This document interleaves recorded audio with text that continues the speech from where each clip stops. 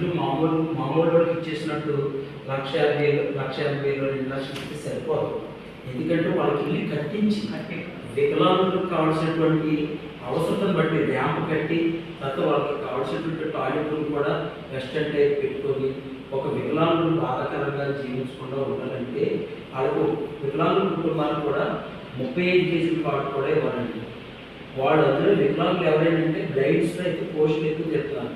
పోయొచ్చు, ఆర్థోపెడికల్లో తీయట్లేదు. కాబట్టి ఆర్థోపెడికల్ వారికి మాత్రము తప్పనిసరిగా ఉద్యోగాలు చేయాలి. ఎందుకంటే వీళ్ళు మొబిలేషన్ అంటే నడవలేరు కానీ వీళ్ళకున్న మేధావతత్వం అంటే వాళ్ళు కూడా మనం సరైన సపోర్ట్ ఇస్తే ఏదో ఒకటి పని చేసుకుంటారు. అవును మేడం, మేము కూడా ప్రైవేట్గా ఎలా ఉందంటే కనీసం వాళ్ళకి బిల్ చేసి కూడా ప్రాబ్లం ఇవ్వండి. బడ్జెట్ లేదు మేడం. లాస్ట్ 2009 ఎన్జిఓలు వచ్చి ఇస్తే ఇచ్చినట్లు ఈ ఎన్జిఓస్కే మరి బడ్జెట్ ఇచ్చాను. మెయిన్ ఏంటంటే అలాగే వెళ్ళిపోయిన తర్వాత ఏడీ ఆఫీస్ అంత ఖాళీ ఉన్నాం ఇప్పుడు. కాబట్టి ఇప్పుడు మెయిన్ ఏంటంటే ఏడీ ఆఫీస్లో ఒక వికలాంగులు ప్రస్తుతానికి వెళ్తే వాళ్ళతో కాగితం తీసుకుని అర్జెంట్గా పిలిచేది కానీ ట్రైసైకిల్ కానీ అది అవసరాన్ని బట్టి ఏంటంటే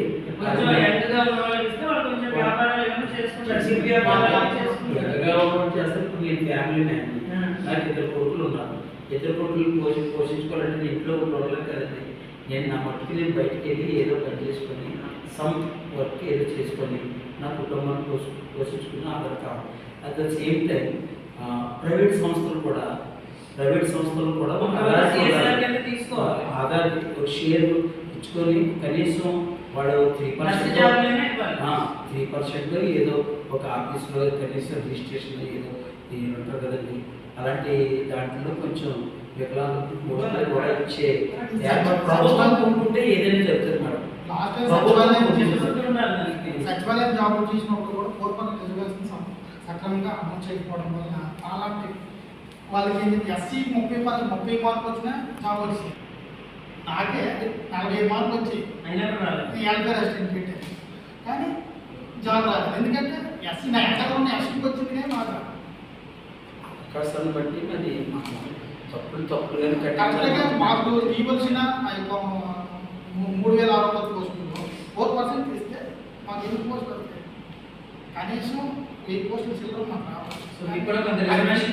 రిజర్వేషన్లు ఎలా అప్లై చేస్తామంటే first of all reservation apply చేసేటప్పుడు వాళ్ళు ఏ మూమెంట్ అంటే ఎవరైతే డిజేబుల్డ్ మెరిట్లో వస్తారు, మెరిట్లో వచ్చి సంపాదించుకోండి. డిజేబుల్డ్ కేటగిరీ వాడు టాలెంట్ తోటి డిజేబుల్డ్ అయినా మెరిట్లో సంపాదించుకోండి. ఆ మెరిట్లో డిజేబుల్డ్ కేటగిరీలో ఇంకించేసి డిజేబుల్డ్ పోస్ట్ అని తగ్గించేసి ఈ పోస్ట్కి వేరే వాళ్ళకి షిఫ్ట్ చేయాలి.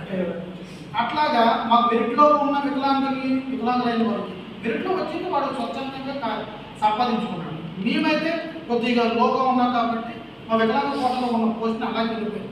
దాని మెరిట్లో కలిపేసి ఏం చేస్తుందంటే పూర్తిగా ఈ పోస్టులు అయిపోయి అనేసి అనేస్తారు.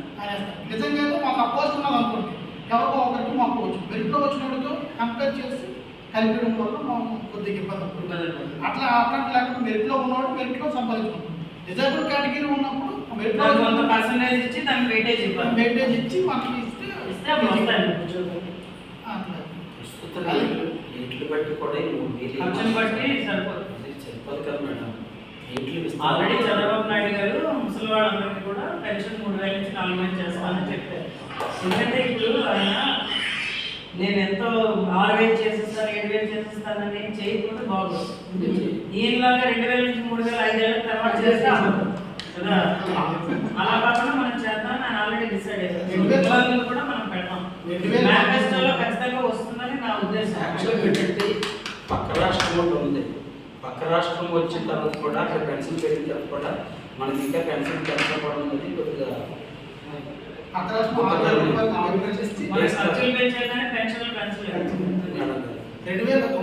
చంద్రబాబు నాయుడు 3,000 ఇచ్చారు. 80% దాటిన ప్రతి ఒక్కరికి కూడా 3,000 యాజిటీస్ అంటే 40% బెంచ్ మార్క్ రిజర్వేషన్స్ అందరికీ కూడా 2,500 ఇచ్చి అందరికీ కూడా ఇచ్చేసింది. కానీ ఈ ప్రభుత్వం 2009లో గదిరికి కాంచి ఒక్కసారి కూడా వికలాంగుల గురించి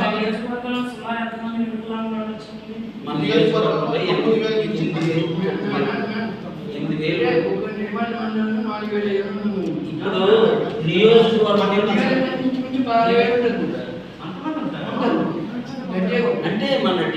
ఎంతమంది అనుకున్నారండి? మొత్తం 70,000 మంది ఉన్నారండి. అంటే ఒక్క మండలానికి వచ్చి 2,000 మంది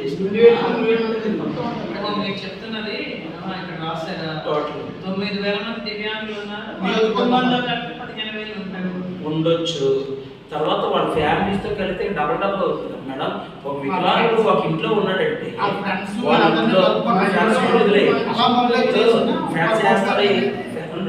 ఫ్రెండ్స్ చేస్తారో ఏదో మనకు అనవసరం మేడం. ఇప్పుడు ఒక వికలాంగుడు ఇంట్లో ఉన్నాడంటే వాళ్ళ అన్న, తమ్ముడు, లేకపోతే తండ్రి ఎవరో ఉంటారండి. ఇంచుమించు 3 రోడ్లు కలిసి వస్తుంది. 3 రోడ్లు కలిసి వస్తుంది. అయితే ఒక ఇంట్లో అట్లీస్ట్ ఫ్యామిలీ 4 మెంబర్స్ అధికంగా ఉంటాయి. 5 అది ఎవరైతే కొంచెం వికలాంగుడు మెరుగుగా చూస్తున్నారో వాళ్ళకి సపోర్ట్ చేస్తారు. పేరెంట్స్ భారం తగ్గుతుంది మేడం. పేరెంట్స్ కొద్ది భారం తగ్గుతుంది. ఎందుకంటే నేను కూడంటే ఆవిడ బెడ్ ఆవిడ రాట్ల చాలా అంటే స్పైనల్ కార్డ్ ఏదో ప్రాబ్లం వచ్చి బెడ్ మీద ఉంది. సో ఆవిడ రావట్లేదు. ఆవిడ కూడా చెప్పారు. నేను ఇలా చాలా మందితో కొంతమందికి అయితే మేము ట్రై చేసి తెప్పించాం, కొంతమంది రాలేదు. సాధారణ సర్టిఫికేట్ వచ్చి ఆగిపోయింది కొంతమందికి. మీరు నెక్స్ట్ టైం ఏ ప్రతి ఒక్క కులానికి కూడా న్యాయం చేస్తున్నారు. బయట అయితే ఏర్పాటు వికలాంగులు అయితే మరి రాదు. ఎలా రాణిస్తారు? మాకు అంటే మనసు ఉంటుంది, బాధ ఉంటుంది, దుఃఖం ఉంటుంది, ఫీలింగ్ ఆల్సో కూడా ఉంటుంది. కాబట్టి ఇవన్నీ కూడా ఉంటాయి. మేము కూడా చేయవద్దు వేయాల్సింది ఫస్ట్ మీకు మేడం. మామూలుగా పనిచేసే వాళ్ళకి హెల్ప్ చేస్తాం, కానీ మేము పూర్తిగా చేయవద్దు ఇవ్వాల్సింది. Thank you madam.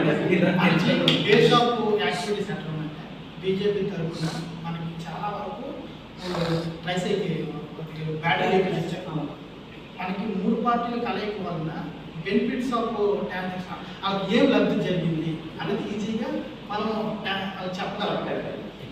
అలాంటి వారిని మనం మనం కండక్ట్ చేసుకుని మీటింగ్స్ తీసుకుని వచ్చి రేపు రాబోయే దినాలు ఎంతకంటే మెరుగుగా బీజేపీ పార్టీని ఆ పార్టీని విమర్శించమంటుంది మేడం.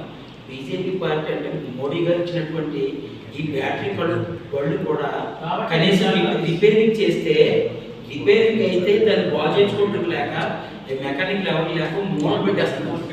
ఇప్పుడు మీరు ఒక వెహికల్ ఇచ్చారు, దానికి కావాల్సినటువంటి ఇప్పుడు జిల్లా లెవెల్లో కొన్ని వెహికల్స్ ఇచ్చారు. అలాంటిది ఒక ఆ బండి ఏదైనా ప్రాబ్లం అయితే కానీ చూపించుకుంటే ఒక మెకానిక్ ఉండాలి కదా, మెకానిక్ లేడు. అప్పుడు ఆ బండి ఏమవుతుందంటే రేపు 3 నెలల పక్కన పెట్టి చాలా పని చేయరు. వాళ్ళైతే కోట్ల రూపాయలు ఖర్చు పెట్టి పంపిస్తున్నారు. కోట్ల రూపాయలు ఖర్చు పెట్టి కనీసం మాట్లాడడానికి అదే సబ్సిడీ మీద కనీసం అమౌంట్ ఇచ్చినా ఏదో బండి కొనుక్కొని దాన్ని అంటే లోపల మెకానికల్ చేయగలిగినటువంటి బళ్ళు ఉండాలి మెయిన్. అది లేకపోతే మనకి ప్రతిదీ కూడా ఇప్పుడు వచ్చి దాని గురించి దివ్యాంగ ప్రజా సేవా సమితి రేపు జూన్లో ఎలక్షన్ అయిపోయిన తర్వాత ఒక ఈ బళ్ళు అన్నింటినీ కూడా రిపేర్ సెంటర్ ఓపెన్ చేయాలంటే ప్లాన్ చేస్తే మనం తగ్గట్టుగా వాళ్ళకి రిపేర్ చేసి వాళ్ళని ఉపయోగించుకునే విధానంలో మనం మోటివేషన్ చేస్తే మన యొక్క దివ్యాంగులు మనం మేలు చేసే వాళ్ళు ఇప్పుడు మా ఇంటికి పరిచయం పెట్టి నేను రిపేర్ చేస్తాను చూస్తాను తర్వాత జస్ట్ మిమ్మల్ని పంపించేయడానికి చెప్పే కబుర్లు చిత్తశుద్ధితో చేస్తామనే పనులు కావు కదా. మనమేం పెద్దది అడగట్లేదు కదా. ఎవరో ఒకటి మెకానిక్ పెట్టి ఆడికి కొంచెం శిక్షణ ఇచ్చి ఆడు చేస్తే మీరు అక్కడ ఇచ్చుకుంటారండి. శిక్షణ తీసుకుని మా వాళ్ళు ఉన్నారండి.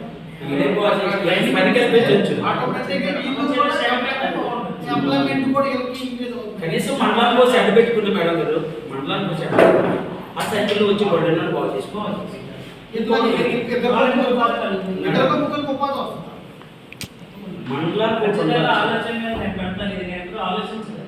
బండి ఇచ్చేస్తున్నాం అనుకుంటున్నాను తప్పించారు మీరు ఎలా బాగు చేసుకుంటున్నారు ఖచ్చితంగా దాని మీద దృష్టి పెడతాం.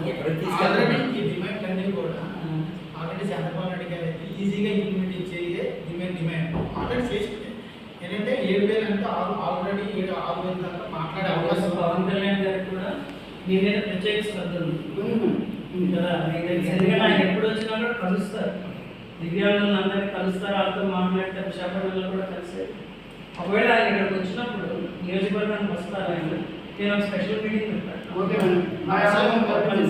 శ్రీకాకుళంలో ప్రాథమిక అందులో 100లో నేను అన్నాను. ఉన్నారా? Okay, okay. ఖచ్చితంగా ఇక్కడ కూడా మనం ఆ వాళ్ళు కూడా 50 మంది. మన నియోజకవర్గాన్ని ఒక్కటే పెడతాం. ఆ నియోజకవర్గంలో ఉన్న వాళ్ళకి అవకాశం ఇచ్చి ఆయనతో మాట్లాడే అవకాశం ఇస్తాం. ఖచ్చితంగా మనం కూర్చోబెట్టుకుని ఒకసారి ఆయన చెప్తాం. నేను లోపలికి పంపిస్తాను మన ఆఫీస్కి. పంపించి వాళ్ళు కూడా ఈ పరిగణలోకి తీసుకోమని చెప్తాను. అక్కడి నుంచి మనం సరేనా? అది నేను చెప్తున్నది ఒక్కటే, మీరు అందరూ కూడా మీ కుటుంబాలకి అలాగే మిగిలిన దివ్యాంగులకు కూడా మీరు చెప్పాల్సింది 2024లో జగన్మోహన్ రెడ్డి అనే వ్యక్తి ప్రభుత్వం స్థాపించాడు. ప్రజలు డిసైడ్ అయిపోయారు. అర్థమైపోయింది కదా? సో మీరందరూ కూడా మీ ఓటు అనేది ఖచ్చితంగా కూటమికి, తెలుగుదేశం, జనసేన, బీజేపీ కూటమికి వేయండి. ఈసారి కూటమే గెలుస్తున్నారు, కూటమే ప్రభుత్వం స్థాపిస్తున్నారు. మీరు నాకు ఇక్కడ అవకాశం ఇస్తే నేను చదువుకున్న దాన్ని ఖచ్చితంగా ఇవన్నీ నాకు ఈజీగా అర్థమవుతే చేసి పెడతాను. అర్థమైంది? మీరు ఈజీగా చేయగలరు. ఎందుకంటే మీ యొక్క పని కూడా మీరందరూ మన అవినీతి లేకుండా ఎప్పుడైతే చేయగలిసామో నా ఫలం అనేది మీ దాకా వస్తుంది. అర్థమవుతుందా? లేకపోతే మధ్యలో జారిపోతుంది. అది అలా జారిపోయేవి చాలా మంది ఉన్నాయి. అవన్నీ మనం ఒడిసిపెట్టుకొని ఖచ్చితంగా ప్రతిఫలం ఏదైనా ఫలం ఉందంటే డైరెక్ట్గా ఆ అందాల్సిన వాడు మీరు అర్థమైంది కదా? అలాగే చెప్పి మీకు వచ్చిన ప్రతి దాంట్లోనే వాళ్ళ షేర్ తీసుకున్నారు కానీ కావాలో కూడా కదా 10 రూపాయలు తీసుకుంటున్నారు. ఒక్కొక్క చోటైతే అసలు అందట్లేదు. చిన్నపిల్లల దగ్గర నుంచి పెద్దవాళ్ళ దాకా. అందుకే నేను చెప్తున్నది ఏంటంటే ఈసారి ఒక అవకాశం ఇచ్చి మీరు ఖచ్చితంగా ముందుకు నడిపించండి. మీ బాధ్యత నేను తీసుకుంటాను. దాంట్లో నేను తీసుకుంటాను. అది ఒక 30వ తేదీలో 4వ తేదీలో మీటింగ్ కండక్ట్ చేయాలని నేను చెప్తాను. ఎందుకంటే మనం పవన్ కళ్యాణ్ గారితో మీటింగ్ పెడితే ఈ లోపల పెట్టాలని నేను మీ దగ్గర నాతో మాట్లాడుతున్నాను. నేను నాతో మాట్లాడండి. నేను ఆ కాంటాక్ట్ నేను సెట్ చేస్తాను. చేస్తే మనం ఒక హాఫ్ అన్ అవర్లో అక్కడ మీటింగ్ పెట్టుకుందాం. 15 నిమిషాలు ఇది మళ్ళీ ఆయనకి ఇచ్చి నేను లోపలే పంపిస్తాను. అది ఈ పాయింట్ మీద ఆయన మాట్లాడతాను. ఏం చేయగలం, ఏం చేయగలం, ఎలా ఉంటుంది అంటే ఇప్పుడు ఏమైందంటే ఈ 5 ఏళ్లలో ఈ జగన్మోహన్ రెడ్డి అనే వ్యక్తి ఆంధ్రప్రదేశ్ రాష్ట్రాన్ని అప్పులు చేస్తారు. ఇప్పుడు మనం వెంటనే వచ్చి దివ్యాంగులందరికీ ఇల్లు కట్టించేస్తాం. ఆయనలాగా బుడబొక్కలు మాట్లాడారు. కాబట్టి మనం అది పరిగణలోకి తీసుకుంటూ మనం ఏం చేయగలం మీకు అన్నది దాన్ని ఖచ్చితంగా మనం చూసి కొన్ని ఇంప్లిమెంట్ చేసి కొన్ని నెక్స్ట్ టర్మ్ చేద్దాం అనేటట్టు. ఇప్పుడు ఆయనలా మేము చెప్పేయచ్చు, అమ్మఒడి ప్రతి బిడ్డకి ఇస్తానని చెప్పాడు, ఒక బిడ్డకి ఇచ్చాడు, వెంటనే కట్టింది, మళ్ళీ దాంట్లో కట్టింది. అలా కాకుండా మనం నిర్దిష్టంగా ఖచ్చితంగా మీకు మంచి చేసేది మనం కొన్ని పథకాలు పెట్టుకుని అర్థమవుతున్నారు. అది నేను ఆయన డిస్ట్రిక్ట్ చేస్తాను. చాలా సార్ టీ అది ఇచ్చారా?